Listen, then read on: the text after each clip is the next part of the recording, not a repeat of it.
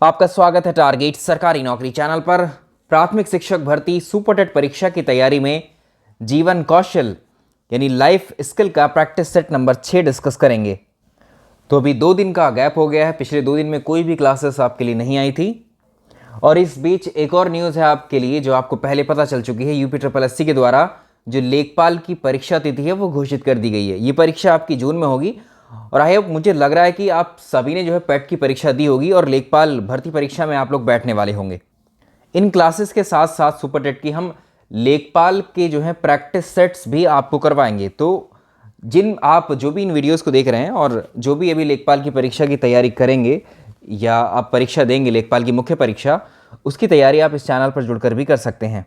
मैं जल्दी ही आपसे एक वीडियो में डिस्कस करूंगा लेखपाल का सिलेबस और उसके कौन कौन से टॉपिक्स आपके काम के हैं। उसके अकॉर्डिंग सामान्य अध्ययन की प्रैक्टिस मैं आपको शुरू कराऊंगा जल्दी। सो वीडियो को आप लोग लाइक कर दीजिए और आज का पहला प्रश्न लेते हैं। प्रश्न नंबर 1 है, शिक्षक की भूमिका। इनमें से शिक्षक की भूमिका कौन सी है? चारों ऑप्शंस अगर आप देखेंगे तो इसमें जो है सभी ऑप्शन में ज्ञान की बात की गई है। ज्ञान की बात की गई है यहाँ।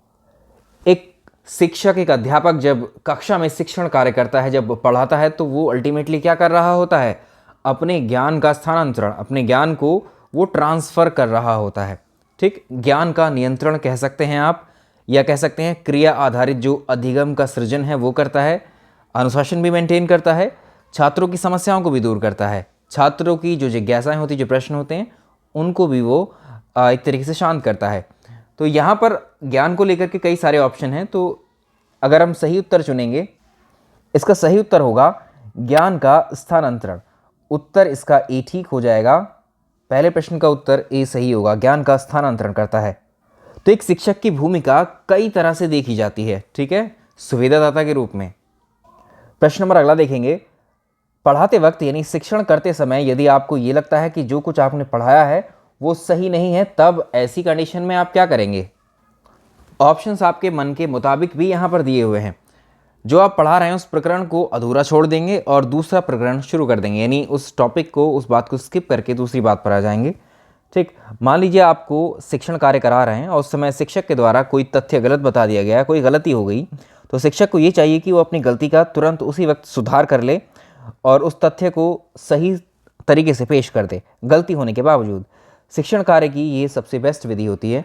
तो छात्रों से कहेंगे कि गलती हुई है और उसे ठीक कर लेंगे।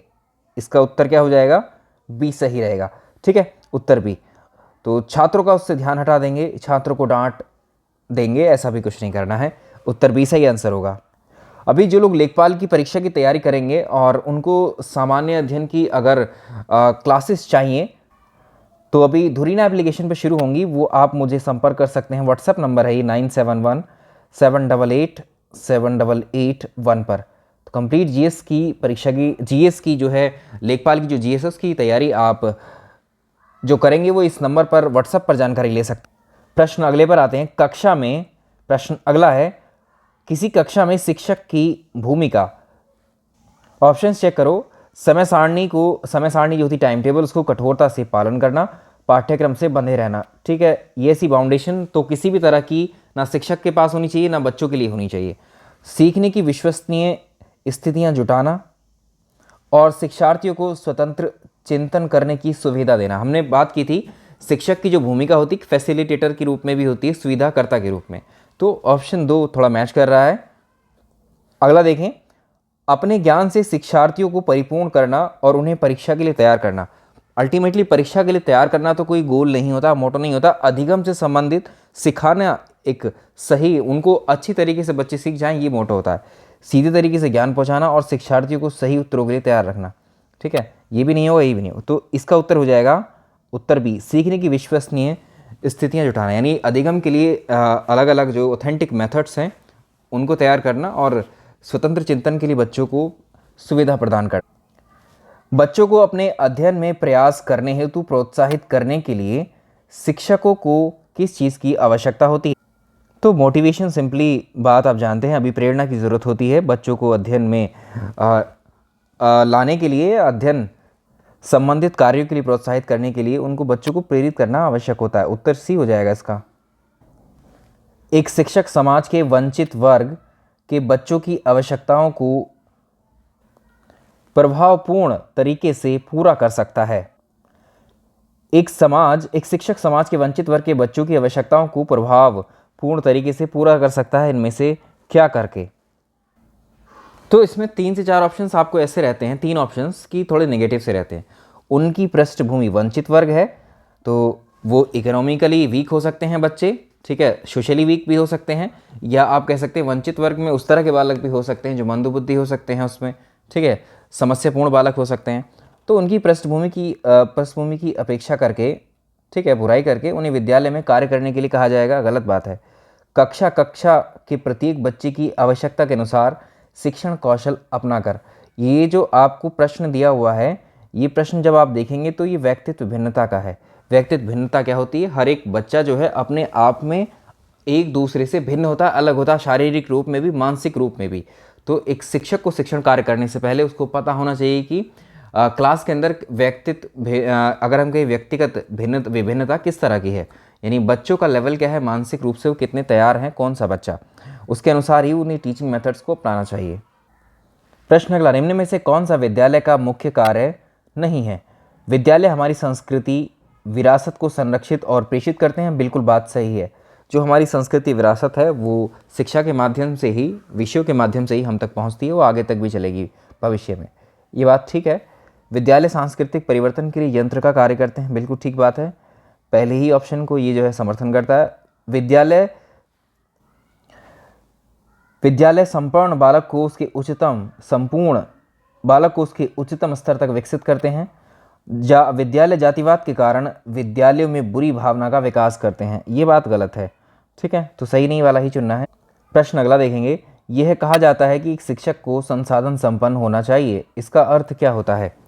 जब भी ऐसा कहा जाए कि शिक्षक को जो है संसाधन संपन्न होना चाहिए, उससे तात्पर्य या मतलब ये होगा कि उसके पास पर्याप्त ज्ञान होना आवश्यक है, ताकि वो छात्रों की जो समस्याएं हैं पठन पाठन से संबंधित उनको दूर कर सके। उसे पर्याप्त ज्ञान होना चाहिए ताकि छात्रों की समस्याओं को वो दूर कर सके, उत्तर सी। प्रश्न अगला देखें, आप एक कक्षा में शिक्षक के तौर पर छात्रों को किस तरह से मोटिवेट या प्रेरित करते हैं?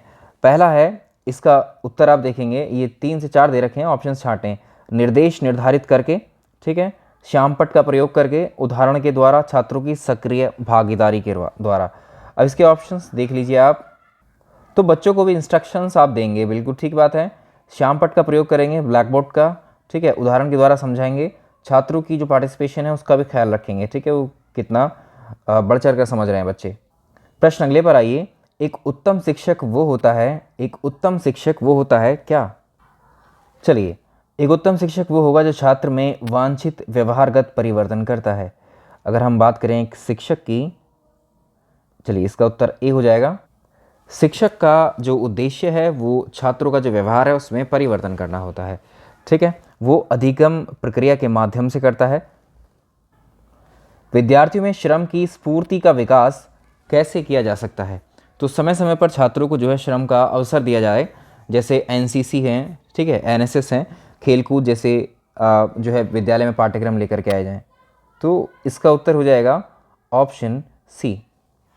प्रश्न अगला, आप किसी कक्षा में पाठ पढ़ाते हैं और एक विद्यार्थी विषय से असंबद्ध प्रश्न पूछ लेता है, तब आप क्या करेंगे? यानी आउट ऑफ सिलेबस ही आप कहेंगे कि वो बाहर विषय वस्तु के बाहर का कोई प्रश्न पूछ ले रहा है, ऐसे ही जैसे बच्चे पूछते भी हैं, जो विषय आप पढ़ा रहे हैं उस पर तो ध्यान नहीं होता, लेकिन वो बाहर के प्रश्नों को पूछने लग जाते हैं कभी कभी बच्चे। आपने भी ये किया होगा, अभी तक भी चलता रहता है आपका। तो इसका उत्तर क्या होगा? उसे असंबद्ध प्रश्न पूछने की अनुमति देंगे, उसे असंबद्ध प्रश्न पूछने की अनुमति नहीं देंगे, उसे गैर अनुशासित कहकर दंडित करेंगे, या कक्षा के बाद प्रश्न का उत्तर देंगे।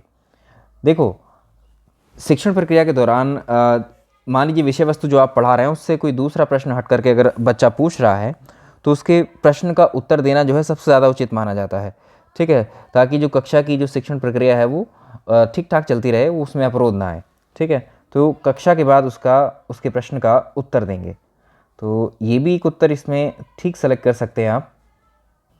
तो इस वाले वीडियो में इतने ही प्रश्नों को डिस्कस करेंगे, बाकी लाइफ स्किल की अगली क्लास और दूसरे विषय की अगली क्लास हम कल डिस्कस करेंगे। और लेखपाल के लिए एक बार हम वैसी वीडियो डिस्कस कर लेते हैं, ठीक है, कि इसमें आपको क्या क्या पढ़ना है सामान्य अध्ययन में। ताकि आप उसमें अच्छा स्कोर कर पाएँ आप। चलिए इस वीडियो में इतना ही। वीडियो पसंद आए तो लाइक एंड शेयर कीजिएगा, और जिनको भी लेखपाल की जीएस सेक्शन की तैयारी करनी है वो इस नंबर पर संपर्क कर सकते हैं व्हाट्सएप पर, ठीक है, क्योंकि अभी मेरी क्लासेस शुरू होने वाली। प्लेटफॉर्म का जिक्र मैं करूँगा अभी आपसे 1 से 2 दिन में। वहाँ पर मेरी जो है क्लासेस शुरू होने वाली हैं लेखपाल के लिए। Thank you so much.